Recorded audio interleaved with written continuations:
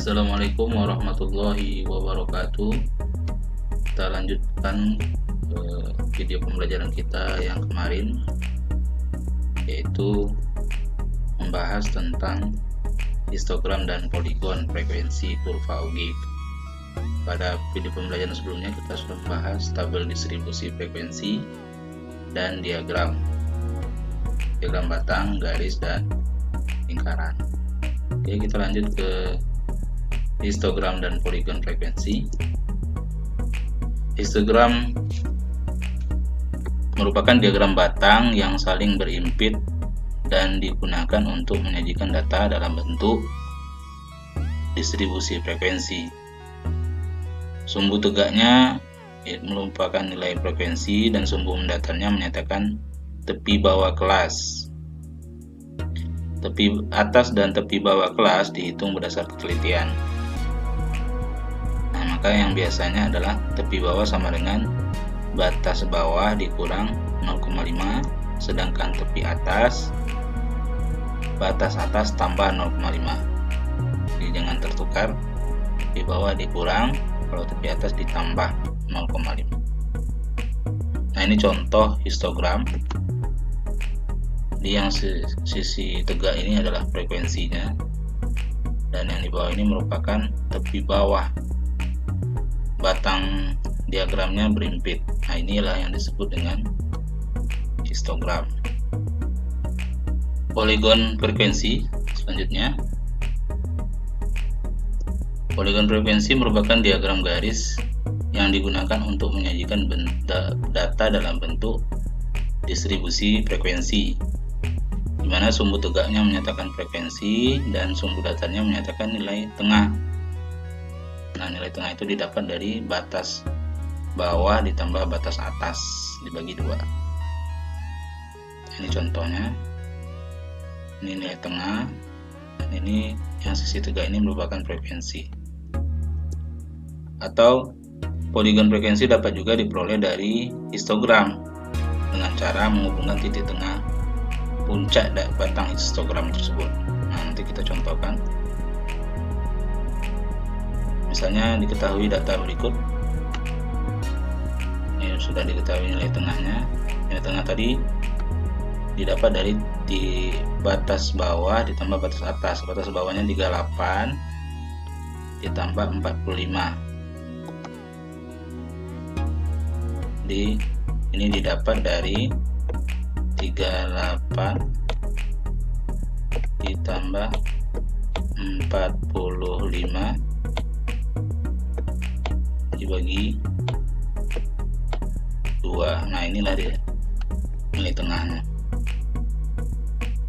Oke, jadi yang di sebelah kiri itu ini namanya batas bawah, kemudian yang sebelah kanan ini batas atas ya. Nah, nilai tengah tadi sudah disebutkan, yaitu batas bawah tambah batas atas dibagi 2. Kemudian tepi bawah diperoleh dengan cara sama dengan batas bawahnya. Ini misalnya contoh 38 dikurang 0,5, berarti 37,5. Kemudian yang kelas kedua 46 ini dikurang 0,5. Nah, ini dia. Ini namanya tepi bawah. Kemudian tepi atas, kita tengok yang kelas batas atasnya misalnya 45 ditambah 0,5, ini dia. Kemudian kelas yang kedua 53 ditambah 0,5, yaitu 53,5. Jadi seperti itu. Maka kalau sudah lengkap seperti ini, kita bisa menggambarkan histogram dan poligon frekuensinya. Oke, dari yang sudah kita peroleh, gambarnya seperti ini. Ini tepi bawahnya. Nah, masing-masing tepi bawah ini mempunyai batang diagram batang.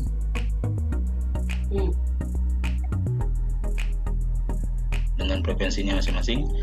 Nah, Yang diagram batang ini disebut dengan histogram. Sedangkan poligon frekuensinya dengan cara menghubungkan titik tengah diagram batangnya ini. Nah, ini namanya poligon frekuensi. Nah, selanjutnya untuk OGIF kita gunakan tabel distribusi frekuensi yang tadi. Kita buat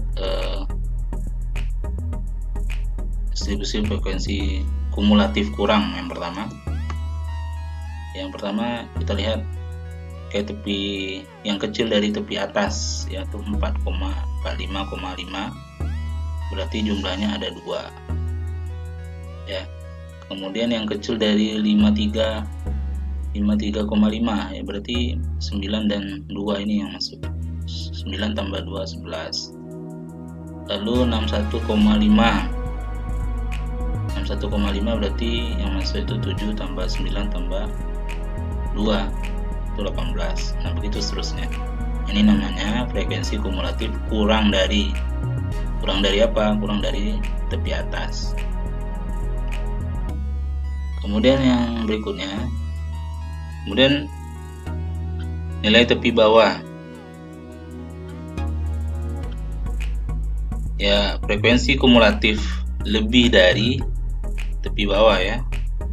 Contoh, yang lebih dari 37,5 adalah seluruhnya, yaitu 40. Kemudian yang lebih besar dari 45,5 yaitu seluruhnya kecuali 2 enggak ikut, dulu adalah 38 jumlahnya. Jadi 9 tambah 7 tambah 7 tambah 5 tambah 7 tambah 3 40. Nah, begitu seterusnya.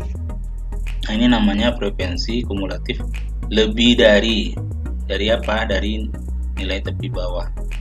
Oke, selanjutnya setelah selesai kita buat tabel distribusi frekuensi kumulatif, maka kita pasangkan antara yang pertama tepi bawah tepi atas dengan kita pasangkan tepi atas dengan frekuensi kumulatif kurang dari, yaitu 45,5 dengan 2 ini. Kemudian 53,5 dengan 11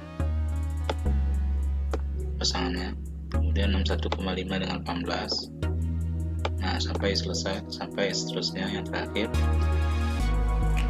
Nah, jika kita gambarkan kita hubungkan dengan kurva, maka terbentuklah OGIF positif, yaitu arah naiknya ke arah kanan.